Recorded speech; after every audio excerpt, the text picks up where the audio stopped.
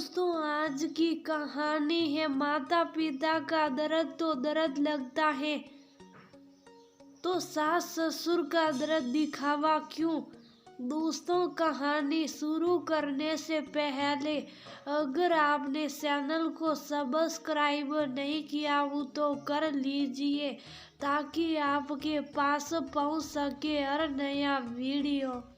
ये क्या मम्मा, फिर से मेरे कपड़ों को आपने दूसरे कमरे में रख दिया क्या? फिर से दादाजी आने वाले हैं। जब भी वो आते हैं आप मेरे कपड़ों को यहाँ से वहाँ रख देती है। हर बार मुझे ही समझौता क्यों करना पड़ता है?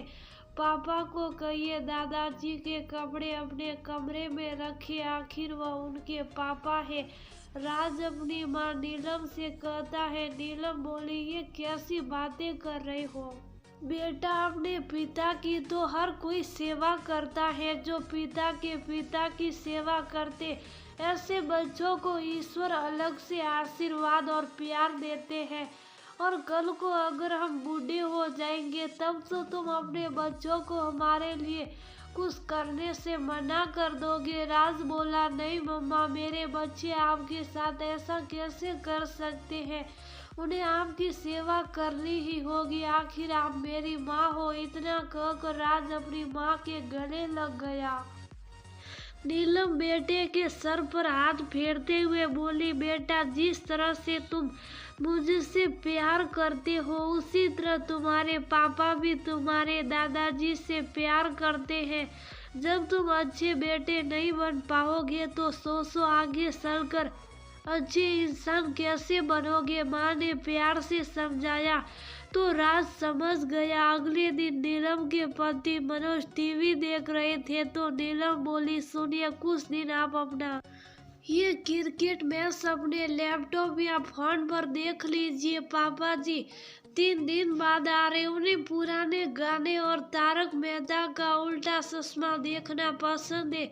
और फिर राज के कमरे में हम दूसरा टीवी लगवा नहीं सकते क्योंकि उसके 10वीं की परीक्षा का समय नजदीक आ रहा है, तो आपको थोड़ा समझौता करना पड़ेगा। मनोज बोले, अरे यार, ये पापा जब भी आने वाले होते तुम घर के हर नियम बदल देती हो। उनके आने की खुशी हमें भी बहुत है, पर दिन रात वो टीवी देखते रहते हैं। ऑफिस से आने के बाद भी मुझे एक बार भी रिमोट नहीं देते। ये क्या बात हुई? बचपन में पढ़ाई के लिए टीवी मत देखो, अब नौकरी करने के बाद भी उनकी वजह से मैं टीवी नहीं देख पाऊंगा। नीलम बोली, ये कैसी बातें कर रहे? जिस पिता ने आपके लिए इतना कुछ किया, आप उनके लिए कुछ रोज तक टीवी नहीं छोड़ सकते। अगर मैं ये सब कहती तो लोग कहते ससुर को देखना नहीं चाहती है। आप ये मत भूलिए, उन्हीं के त्याग की वजह से आज आप इस मुकाम पर है कि इतने बड़े टीवी के आगे बैठे हैं। और यही बातें अगर आपका बेटा सुनेगा तो सोचिए उस पर क्या प्रभाव पड़ेगा। मनोज मुस्कुरा कर बोला, सच कहती थी माँ, तुम एक अच्छी बहू नहीं बल्कि अन्नपूर्णा की मूरत हो।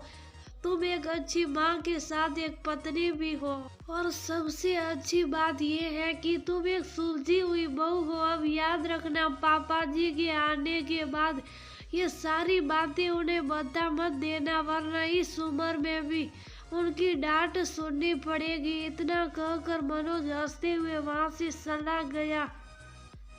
3 दिन बाद बाबू अपने बेटे बहू के घर आए। पोता उन्हें देखकर बहुत खुश हुआ। नीलम बोली, पापा जी, आप इतने दिनों बाद आते हैं, क्यों नहीं हमारे साथ ही रह जाते हैं? जब यहाँ बुजुर्गों को देखती हो तो आपकी कमी बहुत खलती है। मेरे तो माँ बाप है नहीं, कम से कम आप भी यहाँ रहते। विश्वर जी बोले, बहू, अगर मैं यहाँ रह जाऊंगा तो गांव की खेती बाड़ी कौन संभालेगा? और मैं नहीं चाहता कि मेरा बेटा जो इतनी मेहनत करके इस शहर में अपना नाम कमाया है उसे वह सब छोड़ना पड़े। नीलम बोली, अच्छा हुआ पापा आप आ गए। राज की फाइनल परीक्षा भी आने वाली है और आपसे वह इतिहास बहुत अच्छी तरह से सीखता है। विषभर्जी बोले, बहू मेरे पोते की प्रतिभा को कम मत समझो, अपनी जिम्मेदारियों को भली भांति समझता है, बस इस पर भरोसा रखो। माता पिता का भरोसा बच्चों को आगे बढ़ने के लिए प्रेरित करता है। क्यों राज करोगे ना अपने माता पिता का नाम रोशन? राज बोला, बिल्कुल दादाजी, मैं आप लोगों को कभी निराश नहीं करूंगा, आपकी बात मानूंगा, तभी तो ईश्वर मुझे अलग से आशीर्वाद देंगे। मम्मा कहती है अपने पिता की सेवा कर तो हर कोई करता है, परंतु पिता की सेवा करने से ईश्वर भी खुश होते हैं और हमें आशीर्वाद देते हैं। विषभर्जी बोले, बेटा मैं बहुत खुश नसीब हूँ कि मुझे तुम्हारी माँ जैसी बहू मिली है। तुम्हारी माँ सर्वगुण संपन्न है, सदा उसका कहना मानो तो तुम्हारा भविष्य यकीनन उज्जवल होगा। कुछ रोज बाद नीलम की सहेली परिया ने फोन आया, नीलम याद है ना, इस बार की किटी तुम्हारे घर पर है। पिछली बार तुम्हारे घर में रिनोवेशन चल रहा था तो तुमने बाहर पार्टी दी थी, पर इस बार हम घर पर पार्टी लेंगे। आखिर 50,000 की बात है। नीलम बोली, परिया इस बार मुझे माफ करो, मेरे ससुर जी आए हुए हैं और फिर राज की परीक्षा का समय भी आ रहा है। इतने शोर शराबे में न तो उसकी पढ़ाई हो पाएगी और न ही ससुर जी को आराम मिल पाएगा। तुम इस बार किसी और को दे दो, मुझे कोई दिक्कत नहीं है, मैं अगली बार ले लूंगी। परिया बोली, अरे नीलम, सास ससुर का क्या है, वह तो आते जाते रहते हैं, उनके लिए तुम 50,000 को ठुकरा रही हो। मेरे भी घर में मेरे सास ससुर है, पर मैं तो कभी उनकी वजह से अपना मनोरंजन नहीं छोड़ती। परिया के कहने का कोई फायदा नहीं हुआ क्योंकि नीलम ने मना कर दिया। प्रिया को ये बात बड़ी अजीब लगी और उसके पेट में ये बात हजम नहीं हो रही थी। उसने सभी सहेलियों से बताई, कुछ ने नीलम का मजाक उड़ाया तो कुछ ने उसके शब्दों की सराहना की थी। करीब 25 दिन बाद नीलम के ससुर वापस घर चले गए क्योंकि खेती बाड़ी देखने के लिए भी वहाँ कोई नहीं था। अगले महीने प्रिया के घर में किटी पार्टी थी। जब सब उसके घर आए, परिया ने नीलम पर तंज कसते हुए कहा, हमारे घर में भी सास ससुर आए हैं, हमने तो पार्टी कैंसिल नहीं की है। सबने पूछा, कहाँ है तुम्हारे सास ससुर, दिख नहीं है रही है। प्रिया बोली, मैंने तो कह दिया 4 घंटे कमरे में बंद रहना जब तक की पार्टी खत्म नहीं हो जाती। रसोइये से भी बोल दी हूँ, जब हम सबका खाना हो जाएगा तो उनके लिए भी खाना अंदर ही दे देना और तब तक दरवाजा बाहर से बंद कर देगा। नीलम बोली, क्या तुमने उन्हें कमरे में बंद कर दिया? परिया हंसकर बोली, तो क्या हुआ? अरे नीलम, 2-4 घंटे कमरे में रहने से कोई मर नहीं जाता है। इतना कहकर वह हंसने लगी। नीलम बोली, तुम ऐसा कैसे कर सकती हो? एक तो सर्दी के मौसम में ऑक्सीजन ऐसे भी बूढ़े लोगों को कम पड़ता है और फिर तुमने बताया था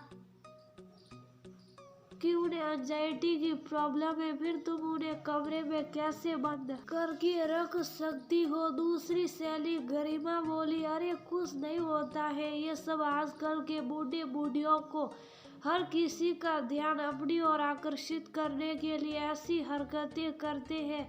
मेरे माँ बाप भी मेरे भैया भाभी के साथ नहीं रहते, अलग रहते हैं और मैं तो कभी सास ससुर को या बुलाती नहीं, अपने पति को ही खुश हूँ, इसके लिए माँ भेज देती हूँ, तो मैं तो बिल्कुल टेंशन फ्री हूँ। नीलम बोली, गरिमा, अपने पिता का दर्द और दूसरे के माता पिता का दर्द तुम्हें दिखावा नजर आता है। हो सकता है तुम्हारी भाभी तुम्हारे माता पिता के बारे में भी ऐसे ही सोच रखती होगी। सोचो, अगर हमारे बच्चे ऐसा ही व्यवहार कल को हमारे साथ करें तो हम उन्हें किन्हें दोष देंगे, अपनी बहू को या खुद को, क्योंकि जैसी परवरिश करेंगे वैसे ही तो बच्चे बनेंगे। तो अपना बुढ़ापा कैसे हो ये हमें अभी ही तय करना होगा। परिया बोली, तुम लोग ये कैसी बातें लेकर बैठ गए? अरे मैं एंजॉय करने के लिए किटी पार्टी की थी, कुछ समाज सेवा के लिए नहीं।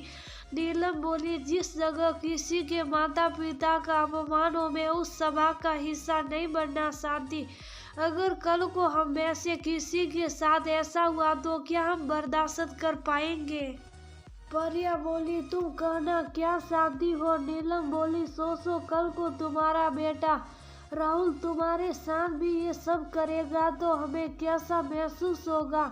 नीलम उठकर वहां से जाने लगी तो खुश और सहेली भी उसके साथ हो गई, ये कहते हुए कि हम भी ये सब देख नहीं सकते, हमारे भी बच्चे हैं, अगर वह हमारे साथ कल को ऐसा करे तो हमें कैसा महसूस होगा। तभी परिया का बेटा राहुल बोला, मम्मा दादी कब से कमरे में है, उन्हें कमरे से बाहर निकाल दो। आपके इन्हीं हरकतों की वजह से वो यहाँ नहीं रहना चाहती। जब आप बूढ़ी हो जाओगी तो मैं भी आपको कमरे में बंद करके रखूंगा। बच्चे की बातें सुनकर सब हैरान हो गए।